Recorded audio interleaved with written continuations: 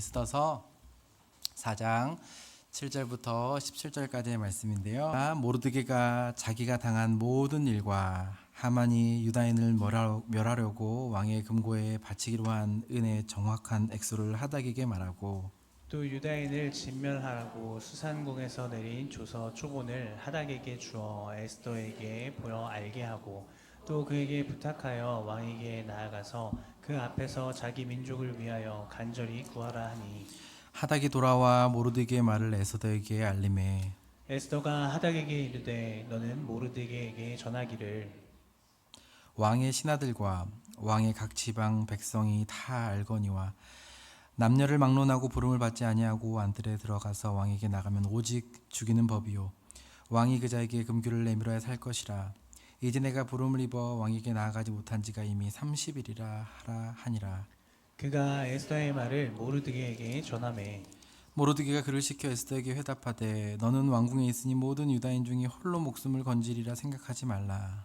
이때에 내가 만일 잠잠하여 말이 없으면 유다인은 다른 데로 말미암아 노임과 구원을 얻으려니와 너와 내 아버지 집은 멸망하리라. 내가 왕후의 자리를 얻은 것이 이때를 위함이 아닌지 누가 알겠느냐 하니, 에스더가 모르드게에게 회답하여 이르되 당신은 가서 수산에 있는 유다인을 다 모으고 나를 위하여 금식하되 밤낮 3일을 먹지도 말고 마시지도 마소서. 나도 나의 시녀와 더불어 이렇게 금식한 후에 규례를 어기고 왕에게 나아가리니 죽으면 죽으리이다 하니라. 17절 함께 읽겠습니다. 시작. 모르드게가 가서 에스더가 명령한 대로 다 행하니라. 아멘. 네, 엄청난 중요한 본문이고 많이 알려져 있는 본문이기도 합니다. 장면이기도 합니다. 제가 이제 이어달리기 이제 3주 이렇게 계속 살펴보고 있는데, 이제 우리가 누리고 경험할 신앙을 어떻게 우리 다음 세대들 자녀들에게 좀 전달할 것인가, 함께 달려갈 것인가에 대한 주제로 살펴보고 있습니다. 지난 2시간을 통해서 이제 기준에 대해서 또 균형에 대해서 살펴보고, 오늘은 이제 세 번째 시간으로 이제 전략에 대해서 살펴보고자 합니다. 이런 질문이 듭니다. 과연 다음 세대에 신앙을 전수하는 일에 있어서 전략이 필요한가?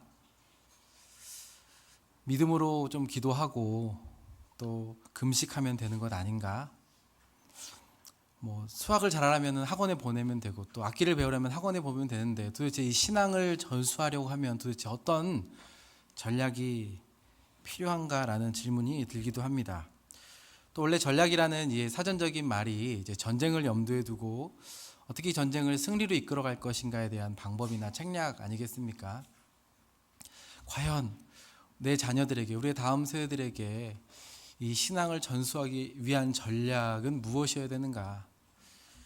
근데 이 전략을 문목사가 전한다고 해도 좀 질문이 생길 수도 있어요. 전혀 전략적이지 보이지 않는 제가 이 전략을 이야기한다는 것 자체에 매우 불신이 느껴질 수도 있겠다. 그런데 제가 나름 그래도 전략적입니다. 네. 과거에 제가 이제 직장 생활을 조금 했는데 일했던 부서도 전략기획실 생산 관리와 이제 기획 업무를 맡았는데요.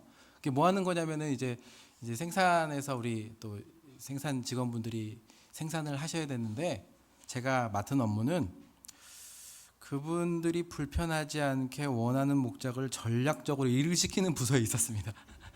그래서 일주일 동안 생산해야 될 것들을 그분들이 불편하지 않게 전략적으로 생산할 수 있는 양만큼 생산하게 하는 거. 제가 그렇게 보이지 않겠지만 게임 같은 거 할 때도 이렇게 나름 이렇게 전략적으로 합니다. 얼마 전에 이제 아이들 학교에서 이제 부모 모임이 있어서 같이 갔는데, 거기서 이제 부모와 자녀가 같이 모여서 이렇게 게임을 하는 거예요. 근데 게임의 상품이 뭐였냐면은 이제 그런 패밀리 레스토랑 상품권이었습니다. 그래서 나름 괜찮잖아요. 그래서 근데 어떤 게임이냐면은 밸런스 게임이라고 두 개를 단어를 주고 이제 부모와 자녀가 같이 빨리 말하는 겁니다. 예를 들어서 짬뽕, 짜장 이게 두 개의 단어를 주면은 이제 자녀와 부모가 똑같이 짬뽕 아니 뭐 짜장 이렇게 맞춰야지 되는 거예요. 그러니까 두 개를 주고 이 밸런스를 맞춰서 빨리 같이 맞추는 게임인데, 제가 딱 보니까는 이제 어떤 생각이 들겠습니까? 이거를 이기려면 두 가지가 생각이 드는 거예요. 하나는 그게 진짜인지 아닌지 관계없이 앞에 거만 하자. 지수야, 앞에 것만 하자. 앞에 것만. 전략적으로. 그러면 이제 빨리 떠나는 손을 꼭 잡고 사인을 줄게. 근데 제가 차마 이거를 우리 지수에게나 얘기하고 싶지는 않더라고요. 그래서 제가 그 게임을 출전하지 않았지만 드리고 싶은 말은 나름 제가 전략적일 수 있다. 그 얘기를 하려는 겁니다. 잘 들어보세요. 우리가 에스더서를 묵상하는데 내일이면 이제 에스더서가 끝이 납니다.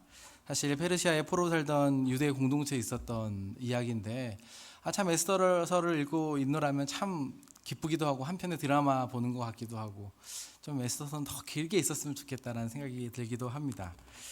이제 에스더가 다루는 중요한 주제가 두 가지가 있다면 사실 포로로 끌려간 이스라엘 백성들, 성전이 또 나라가 잃어버린 이스라엘 백성들에게 과연 그곳에서도 늘 하나님은 성전에 임재하시는데 이방 나라의 포로에도 과연 하나님이 계시는가에 대한 질문이 있습니다. 하나님이 우리 민족을 완전히 버리신 것인가? 과연 회복이 있는가에 대한 질문이 늘 있었습니다. 그리고 꼭 그 방법으로 정말 에스더서는 이례적으로 한 여인을 들어서 사용하심으로 하나님께서 포로로 끌려갔던 정말 절망뿐인 그곳에서도 여전히 돌보심을 가르쳐 주시고 있는 내용이 우리가 읽고 있는 에스더서입니다. 너무 드라마틱하죠. 또 기존의 성경의 내용이나 주제랑은 또 좀 달라 보이기도 하고 인물도 다르고요. 대표적인 인물이 이제 아하스웨로 왕입니다. 우리가 이제 그 영화 300이라는 영화를 보면은 그 크세르크스 1세로 불려져 있고 사실 엄청난 그 부를 권력을 또 군사력을 가지고 있는 왕인데요. 사실 그리스 침략에 실패해서 왕권이 흔들리는 상황이 지금 우리가 에스더를 읽고 있는 본문의 배경이기도 합니다. 또 다른 대표적인 인물로서는 이제 하만이 등장하는데 잘 아시는 것처럼 하만은 이 왕에게 뇌물을 은 1만 달란트를 주어서까지 그 유대인들을 말살시키려고 하는 어떻게 보면 이제 유대 공동체에 대해서는 대적과도 같은 인물이 등장하고 마지막으로는 이제 어떻게 보면은 유대인으로 모르드게와 이제 에스더가 등장을 합니다. 이들은 어떻게 보면 이제 삼촌의 딸로 이제 에스더를 소개하고 있으니까 이제 사촌지간이 이제 사촌 오빠가 되는 건데 본문에 보면은 이제 2장 7절이나 15절에 보면은 마치 정말 딸처럼 귀하게 여기면서 키웠다라고 표현하고 있으니 나이 차이도 좀 상당하게 있을 것 같고 그런 관계로서 이제 배경이 설정이 되어 있습니다. 그렇다면 이제 이러한 포로된 상황에서 과연 강국 페르시아 또 그렇게 유력한 하만을 앞에 두고 전략을 세워서 전쟁을 해야 된다면 어떤 전략이 좀 필요할까요? 어떻게 보면은 유대인들에게 있어서는 전략이 별로 의미 없어 보이는 존재들입니다. 좀 우습기도 합니다. 이 소수 민족이 이 강대국을 향하여서 포로로 있으면서 무슨 전략을 내세울 수 있겠습니까? 하고 봤더니 뭔가를 이기기 위한 전략이 아니라 이제 생존을 위한 전략이 있어요. 이제 에스더서 이제 1장, 2장을 보면은 이제 에스더가 왕으로 뽑히는 여정이 나오고 있는데 이제 와스티가 폐위됨에 따라서 새로운 왕후를 뽑는데 잘 아시는 것처럼 이제 에스더가 뽑히지 않습니까? 근데 이제 이때 처음 전략이 하나 등장하는데 그 전략이 뭐냐? 에스더서 2장 10절에 보면은 이렇게 기록되어 있습니다. 에스더가 자기의 민족과 종족을 말하지 아니하니 이는 모르드게가 명령하여 말하지 말라 하였습니다. 이게 전략이에요. 그저 할 수 있는 전략이 하나 있다면 자신의 정체성과 민족이 내가 어디 출신인지 말하지 않는 게 전략이에요. 이것 말고 사실은 뭘 더 할 수 있는 게 있겠습니까? 내가 어디 출신인지 말하지 않는 게. 좀 더 유력한 자리에 가기 위해서 내가 만약에 사투리를 쓰고 있다면 서울말씨 쓰는 척 하는 게 전략인 거예요. 뭐 특별한 게 없어요.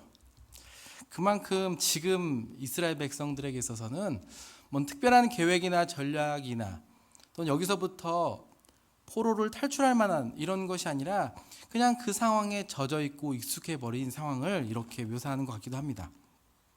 그들의 상황을 크게 이제 두 가지로 좀 볼 수 있을 것 같아요. 하나는 뭐냐면 이스라엘 백성들이 유대인들이 이 포로 생활에 그냥 익숙해져 살아가는 상황입니다. 이런 말이 있습니다. 물고기에게 물이 어떤지를 물어보지 말아라. 예. 물고기에게 물 어떠냐고 물어보면은 뭐라고 대답합니까? 당신이 말하는 그 물이 무엇입니까? 이렇게 답변한다는 거예요. 알 수 없는 거죠. 이미 포로 생활에 익숙해진 유대인들에게 하나님의 약속이 무엇이냐, 회복이 무엇인가에 대해서 어떻게 보면은 이미 멀리 있는 일처럼 되어버렸습니다. 바벨론이 멸망하고 페르시아의 첫 번째 왕인 고레스가 유대인들을 1차적으로 귀환하도록 조치시켰습니다. 일부는 정말 그렇게 귀환했습니다. 하지만 지금은 어떤 상황입니까? 사실 대부분 돌아가지 않은 상황입니다. 한 70년 동안 그곳에 먹고 살고 또 뿌리 내리다 보니 노예도 또 종도 또 포로도 할만하는 것 아닌가 싶습니다. 바벨론이지만 여기서도 다 살만하지 않습니까? 오히려 그 폐허인 이스라엘로 돌아가서 다시 성전을 짓고 뭔가 하는 일을 상상조차 할 수도 없습니다. 그리고 70년이 지났다면 이미 우리 부모님의 땅이긴 해도 나와는 거리가 먼 일 아니겠습니까? 오히려 그 포로 생활이 익숙해져 버렸습니다. 그런 그들에게 하나님께서 허락하신 특별한 위기가 흔들리는 일이 닥치는 것이 뭡니까? 하나님 나라의 백성들을 몰살하려는 이제 하만이라는 대적자가 등장한 일 아니겠습니까? 그는 유대인들을 멸절하기 위해서 아하수에로 왕에게 은 1만 달란트라는 뇌물을 써서 말살시키려는 조서를 쓰도록 합니다. 은 1달란트가 이제 무게로는 34kg 정도이니까 1만 달란트라는 것은 사실은 상상할 수 없는 약 340톤이 되는 이제 막대한 금액입니다. 근데 앞서 이야기했던 것처럼 아하수에로 왕이 사실은 막대한 재물과 군사력을 가지고 전쟁을 일으켰지만 그 전쟁의 패배함으로 말미암아 또 국가적으로 큰 국고에 있어서 재정에 있어서 큰 손실이 있는 상황에서 사실 이 돈을 받고 선뜻 그 조서를 써주는 일이 있지 않습니까? 이런 상황 가운데서 이제 이 하만과 또 이 모르드게 사이에서 이 유대인 전체를 말살하려는 사건이 하나 발생하는 것이 뭐냐면 왕이 이 하만의 지위를 높여서 그 대신들 위에다가 높여 두었는데 모르드게가 그를 보고도 꿇어 절하지 않기 때문에 지금 이제 이런 사단이 난 것 아니겠습니까? 본문 3장 5절과 6절은 이제 이 상황에 대해서 이렇게 기록하고 있습니다. 우리 함께 에스더 3장 5절 6절을 한 목소리로 한번 읽어보도록 하겠습니다. 함께 읽겠습니다. 시작. 하만이 모르드게가 무릎을 꿇지도 아니하고 절하지도 아니함을 보고 매우 노하더니 그들이 모르드게의 민족을 하만에게 알림으로 하만이 모르드게만 죽이는 것이 부족하다고 생각하고 아하수에로의 온 나라에 있는 유다인 곧 모르드게의 민족을 다 멸하고자 하더라. 사실 이제까지 살아왔던 방식으로 그냥 적당하게 고개 숙이고 살았으면 되는 건 아니겠습니까? 언제부터 그랬다고. 남들처럼 눈치껏 모르드게도 그 남의 나라에서는 그 나라 법대로 살아가면은 이런 화는 피하지 않습니까? 옆에서 좀 이야기해 주니까 그 이야기에 따라서 좀 인사도 하고 무릎 꿇고 넘어가면 될 일을 모르드게는 절대 일에 자존심을 피우고 꿇지 않고 오히려 4절에 보니까 자신이 유다인임을 알렸다라고 기록하고 있습니다. 그러니까 꾸르라는 고개를 숙이는 것은 아니고 자신이 누구인지를 지금 소개하고 있는 상황입니다. 그렇다면 모르드게는 대체 왜 무슨 생각으로 그냥 인사 한번 절하면 될 것을 그렇게 꿇지 않고 모든 민족이 모르드게 때문에 이렇게 멸절할 위기까지 처하게 된 것일까요? 그것은 이 하만과 모르드게의 인물을 소개하는 것을 보면은 그 단서를 얻을 수 있습니다. 읽진 않았지만 본문 3장 1절에서는 하만을 이렇게 소개합니다. 한번 보세요. 제가 읽어보겠습니다. 그 후에 아하스웨로 왕이 아각 사람 하무다다의 아들 하만의 지위를 높여 올려 함께 있는 모든 대신 위에 두니. 이제 하만 사람 앞에 이제 아각 사람이라고 표현하고 있는데 이는 그가 누구의 후손이냐면 아말렉 사람의 후손임을 가르쳐주고 있습니다. 여러분 아말렉이라는 종족과 그 사람이 누구입니까? 이스라엘이 출애굽할 때 유일하게 이스라엘의 뒤를 쳐서 공경에 빠뜨리게 한 자들입니다. 유독 이스라엘을 미워해서 여호수아 때부터 다윗 시대에 이를 때까지 끊임없이 괴롭혔던 민족이 이제 아말렉 족속 아니겠습니까? 이스라엘 입장에서도 사실은 그들과 원수요. 하나님께서는 이 아말렉 민족을 전멸하라고까지 말씀하셨던 종족이 바로 이들입니다.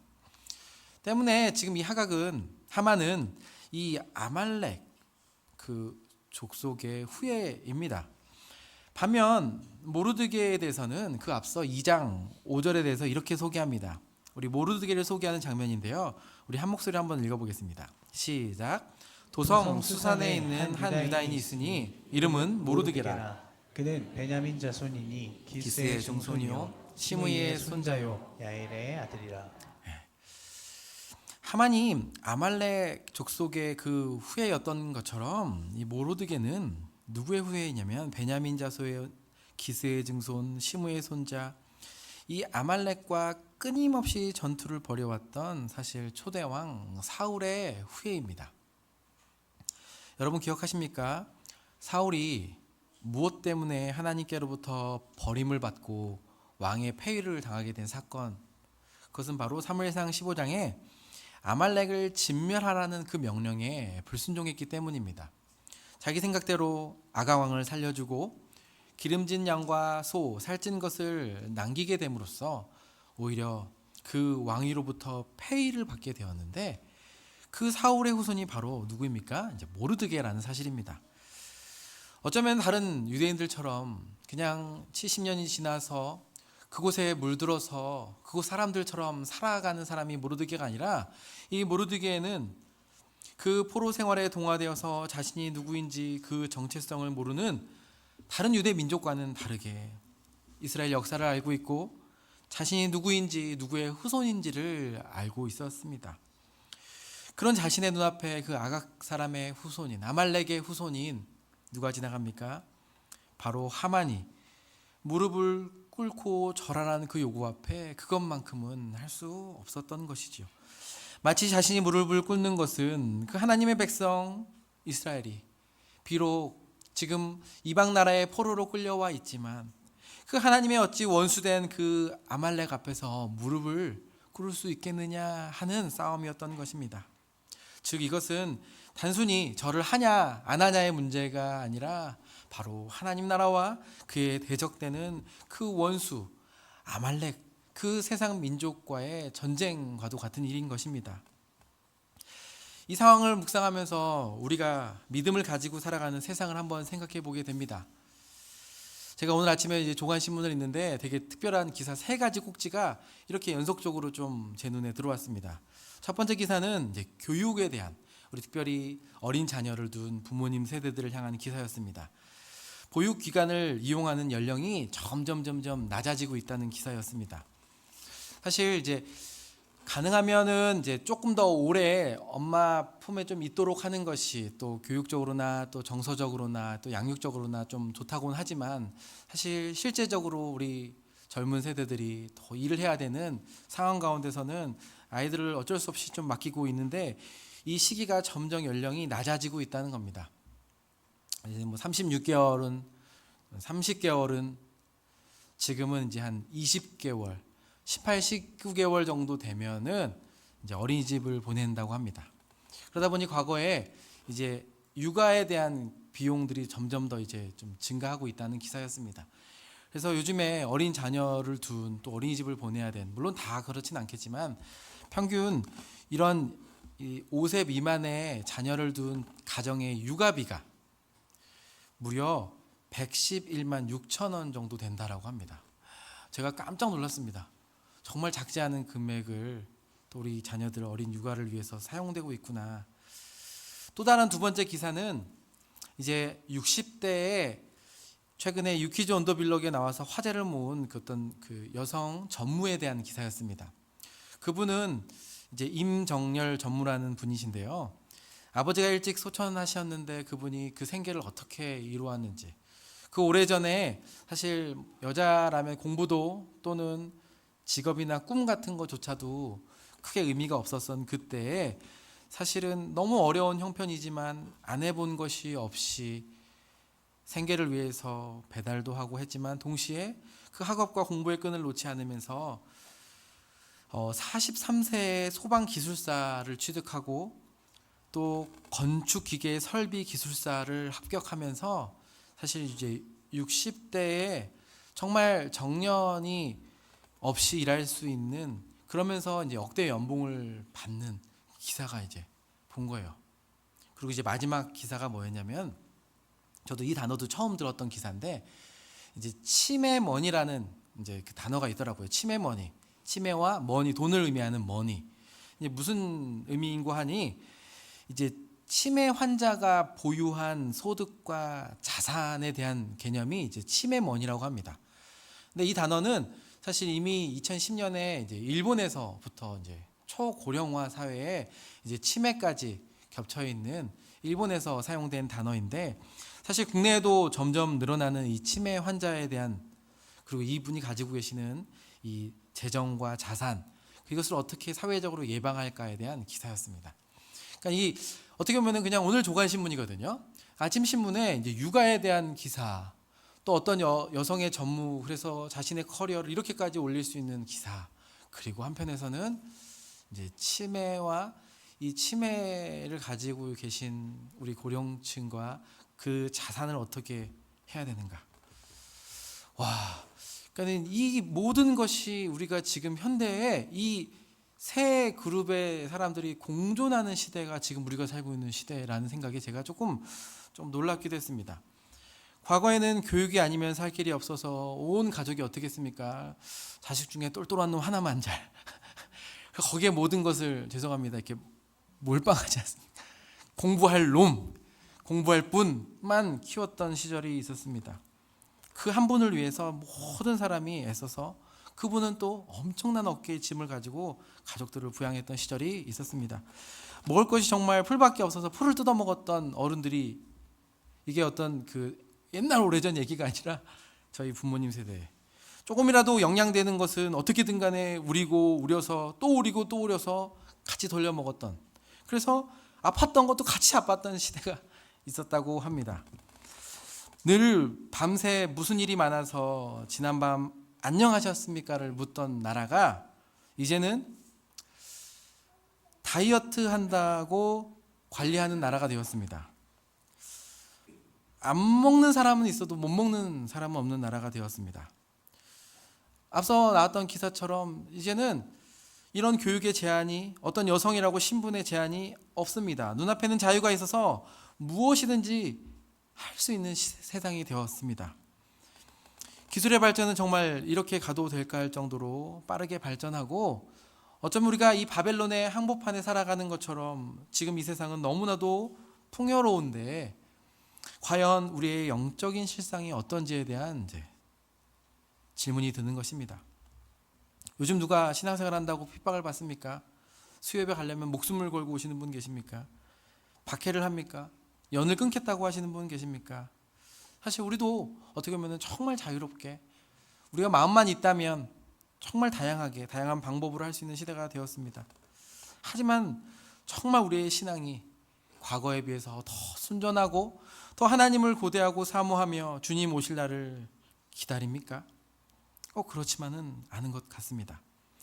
우리 신앙만이 아니라 더 나아가서 우리의 자녀의 신앙은 어떻습니까? 저는 종종 그런 생각을 합니다. 우리 아이들이 또 내신도 있고 또 수능도 있고 또 좋은 원하는 대학이나 또 직장에 가려면 수많은 단계들, 평가들을 받는데, 과연 우리 자녀들의 신앙에 등급이 있다면 어떻게 될까? 감사하죠. 그런 등급이 없다는 사실에. 어쩌면 사실 우리야말로 포로 가운데 살아가지만 내가 누구인지 여기가 어디인지 모른 채 이 세상에 익숙해지고 젖어가면서 위기가 위기인 줄도 모른 채 살아가는 그 유대인들 중에 하나가 아닌가 생각해 보게 됩니다. 여러분, 왜 우리에게 특별히 신앙을 전수한 일이 있어서 전략이 필요합니까? 그것은 바로 이 땅에 살아가는 것 자체가 전쟁 한복판에 있기 때문에 그렇습니다. 정말 미약해 보이는 하나님의 나라. 어떻게 여러분 신앙이 전수되는 것이 수치화될 수도 없고, 우리의 자녀가 그냥 교회에 잘 나오면 신앙이 좋겠거니라고 생각해지는 이 세상.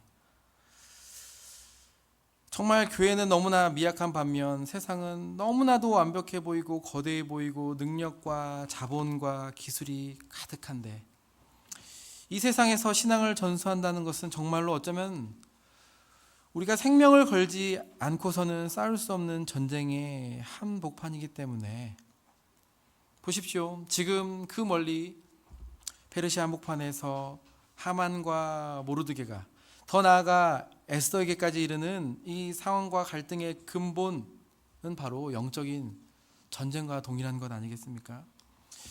사실 이 일에 모르드게는 자신의 생명을 걸고 있습니다. 하만은 뭘 걸고 있습니까? 자신의 어떻게 보면은 은 340톤이라는 것을 걸고 지금 싸움을 하고 있는 것처럼 보이지 않습니까? 이런 위기 가운데 하나님께서 특별히 모르드게를 통하여서 주신 전략이 무엇입니까? 세 가지만 그 전략에 대해서 살펴볼 텐데요. 첫째는 현실을 보게 하는 전략입니다. 한번 따라해 볼까요? 현실을 보게 하라. 지금 그 포로된 상황에서 모르드게가 할 수 있는 게 무엇입니까? 현실을 바로 보게 하는 겁니다. 모르드게는 그 자신의 민족을 말살시키려는 그 조서를 듣고 먼저 옷을 찢습니다.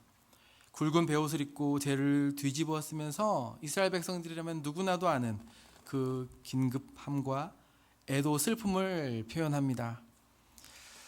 영문을 모른 채 단지 베옷을 입고 통곡하던 그 모르드게의 이야기를 들은 에스더는 사람을 보내어서 그 옷을 벗기고 다른 옷을 갈아입을 수 있는 의복을 전하려고 합니다. 그런 내시 하닥을 통하여서 모르드게는 에스더에게 현재의 실상에 대해서 전달합니다. 지금 너가 왕궁에 있어서 잘 모르겠지만 무슨 일이 벌어지고 있는지, 어떤 상황인지에 대해서 객관적이고 분명하게 전달합니다. 우리 함께 에스더서 4장 7절 말씀 한번 읽도록 하겠습니다. 함께 읽겠습니다. 시작. 모르드게가 자기가 당한 모든 일과 하만이 유다인을 멸하려고 왕의 금고에 바치기로 한 은혜의 정확한 액수를 하닥에게 말하고. 이 내시에게 말하여서 정확한 액수와 지금 이 하만이 무슨 일을 하고 있는지에 대해서 전달합니다. 그리고 왕으로서 에스더가 무엇을 해야 할지도 정말 객관적으로 분명하게 촉구합니다. 이렇게 촉구합니다. 제가 8절 한번 읽겠습니다. 또 유다인을 진멸하라고 수상궁에 내린 조서 초본을 하닥에게 주어 에스더에게 보여 알게 하고 그에게 부탁하여 왕에게 나아가 그 앞에서 자기 민족을 위하여 간절히 구하라고 요청합니다.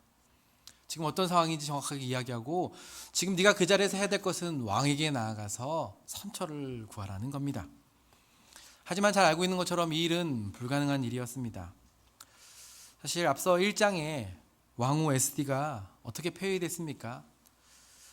그때는 나오라는 왕의 명령이 나오지 않아서 폐위되지 않았습니까? 그로 인해서 새로운 법이 만들어졌습니다.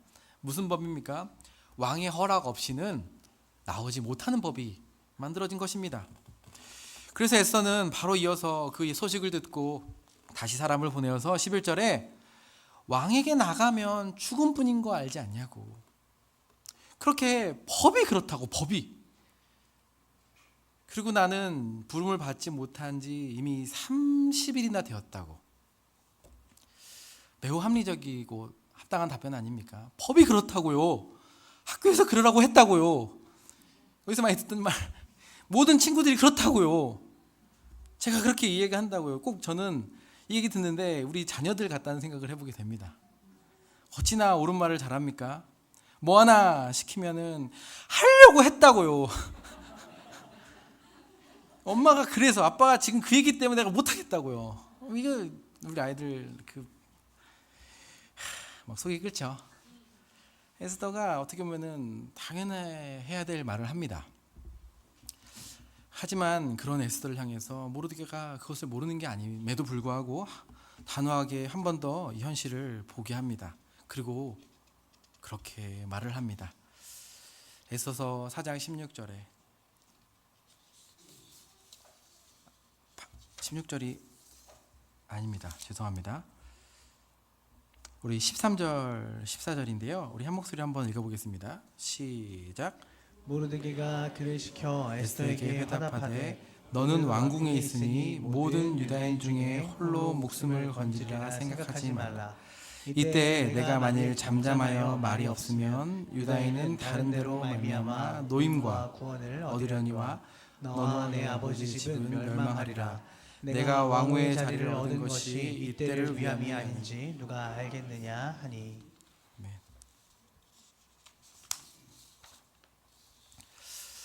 이 말을 듣고 있으면 사실 좀 우습게 보이기도 합니다.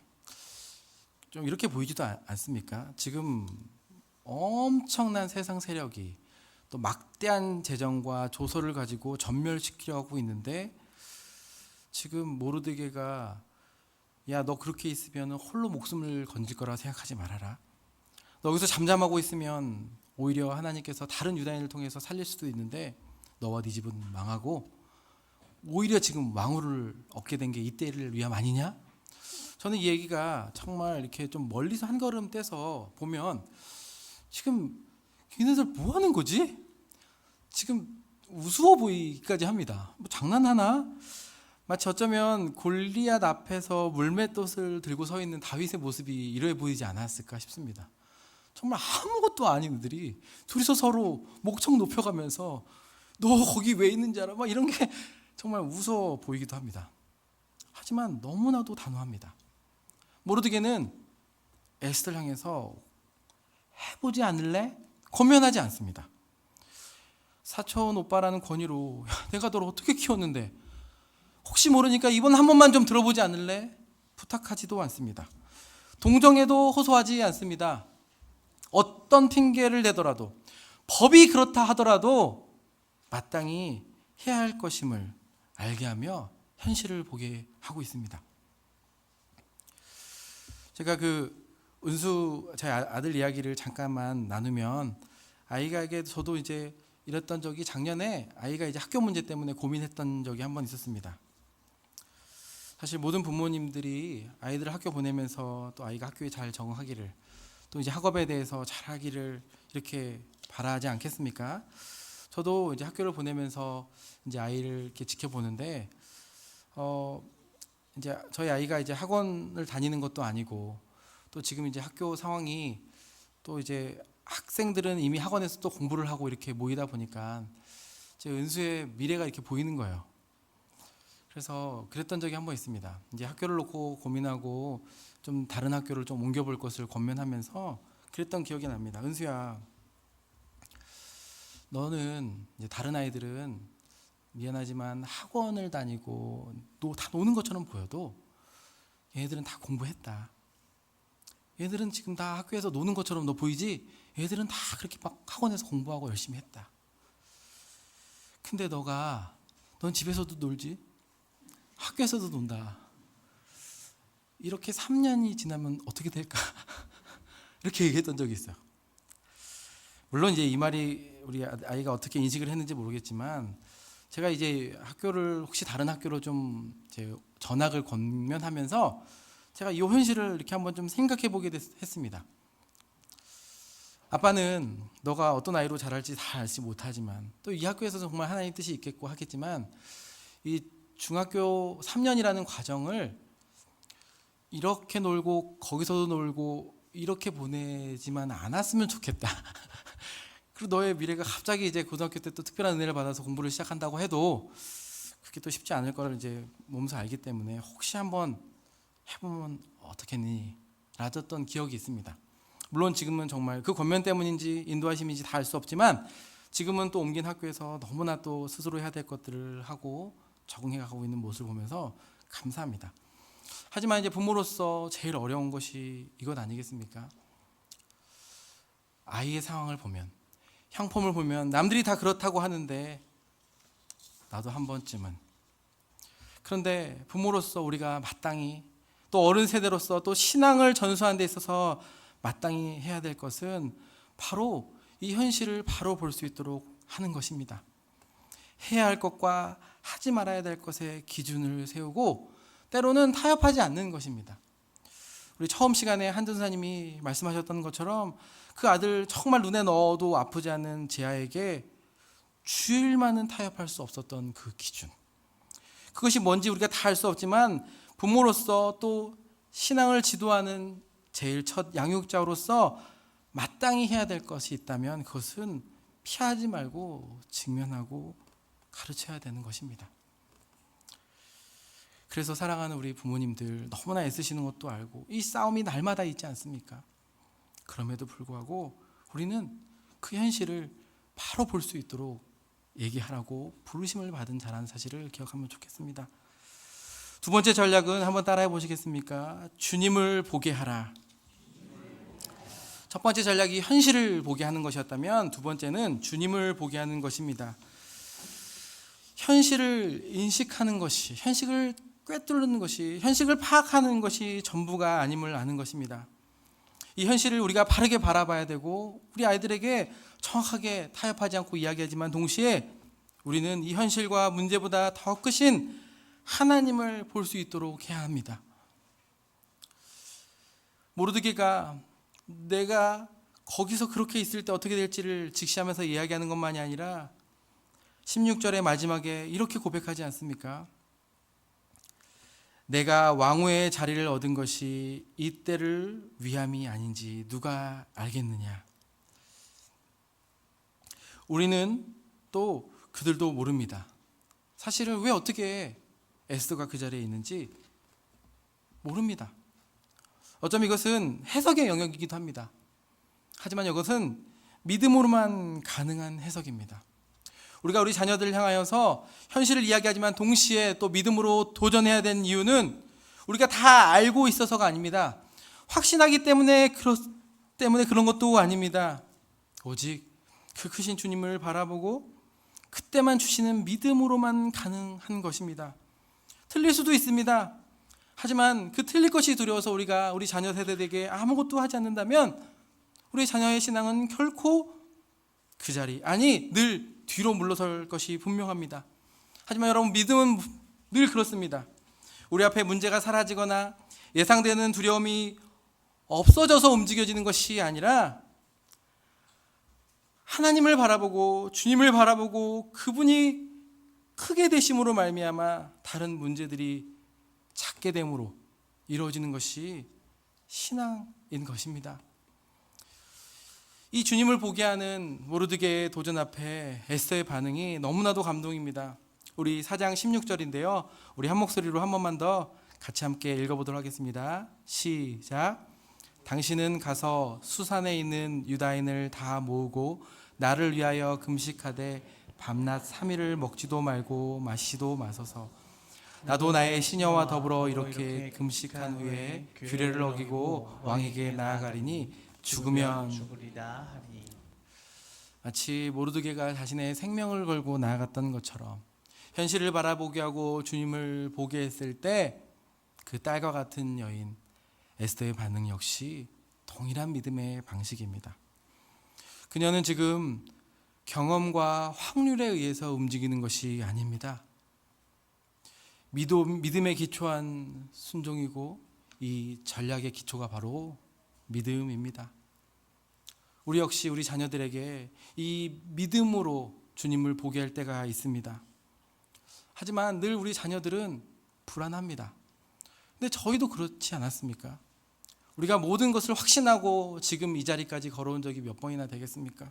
늘 관계에 있어서, 우리의 도전에 있어서, 실패에 대해서 우리도 역시 불안해하면서 믿음을 따라오지 않았습니까? 근데 우리 마음에 우리의 자녀들이 그러지 않았으면 좋겠다는 마음도 있습니다. 하지만 여러분, 우리의 인생은, 특별히 죄인된 우리의 인생은 늘 불안투성입니다. 된다는 보장이 없습니다. 우리 자녀들이 늘 맞이하고 있는 싸움이 그거 아닙니까? 실패하면 어떡하지? 나도 따돌림 당하면 어떡하지? 친구가 없는데 어떡하지? 키가 작은데 어떡하지? 점수가 낮은데 어떡하지? 근데 어떨 때 우리의 마음 가운데 정말 힘이 납니까? 그렇지만 엄마, 아빠 해볼게요. 엄마도 알고 아빠도 알고 자녀도 아는데 그렇지만 그래도 한번 해볼게요. 자녀의 입에서 나오는 이 고백이 다시 한번 부모와 우리로 하여금 또 자녀로 하여금 주님을 경험하게 하는 고백 아니겠습니까? 찬양의 가사처럼 바로 이때가 하나님의 때. 내 힘으로 안 될 때 우리는 믿음으로 주를 바라보면서 우리 자녀에게도 하나님이 일하시기를 더 간절히 바라보게 하는 때, 그 고백이 바로 이 고백이 아닌가 싶습니다. 그때 우리 역시 괜찮다, 하나님이 함께 하신다, 성공도 주님의 것이고 실패도 주님의 것이다, 주님을 보게 하는 것이 우리의 성공이다라고 말할 수 있게 될 것입니다. 마지막으로 이 위기 앞에, 이 전쟁 앞에, 영적인 전쟁 앞에 마지막 전략은 모르드게가 혼자 하는 것이 아니라, 에스더 혼자 하는 것이 아니라 공조입니다. 공조. 처음 저희가 이제 교역자들과 이 주제를 다룰 때 처음 이제 생각했던 주제는 공조였습니다. 공조. 여러분 요즘 뭐 정치가 너무나 시끄럽고 또 대선 앞두고 그렇지만 정말 다른 편에 섰던 사람들도 조금만 생각이 같다면은 힘을 합해가지고 뭔가 일을 이뤄가지 않습니까? 그런데 우리에게는 같은 큰 목적이 있습니다. 내가 믿고 사랑하는 그 하나님을 우리의 다음 세대가, 우리의 자녀 세대가 동일하게 믿고 따르기를 바라는 목적이 있지 않습니까?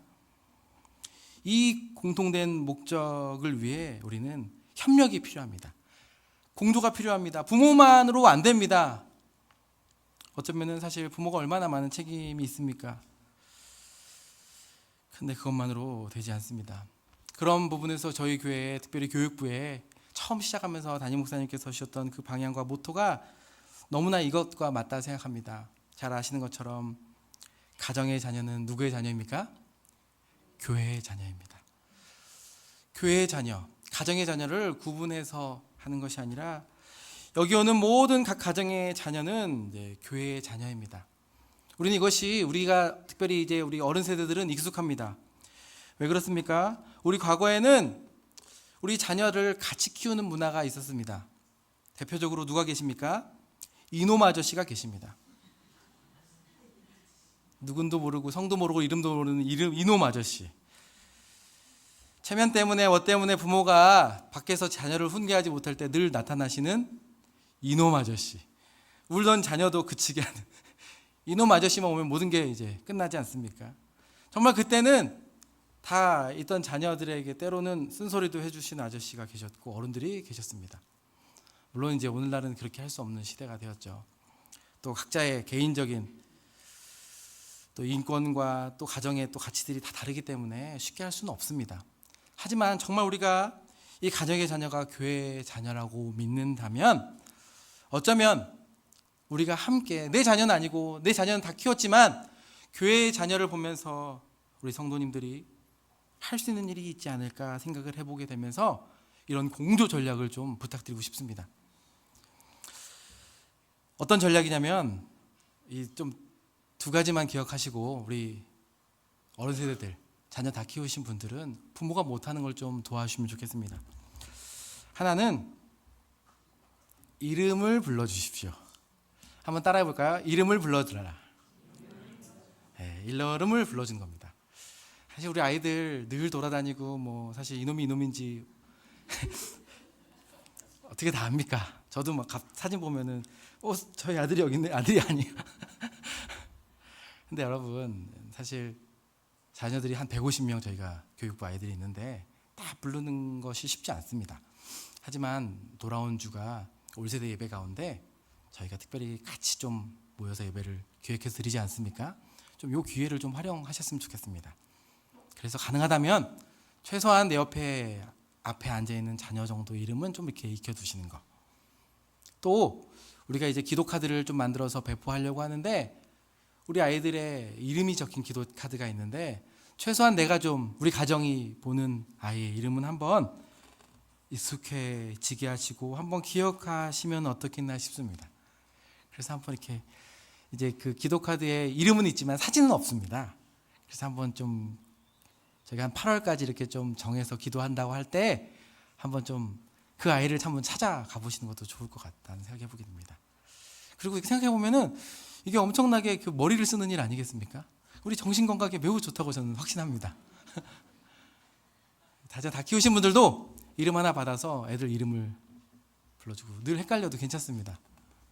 그러면 이제 그 아이들이 우리 집사님을 늘 헷갈리는 집사님으로 기억할 수도 있습니다. 예배를 시작으로 한번 올 세대 예배를 시작으로 한번 우리 자녀 누구 집 자녀 이거 뭐 다 이제는 그렇게 못할 수도 있는데 한 명이라도 좀 불러달라.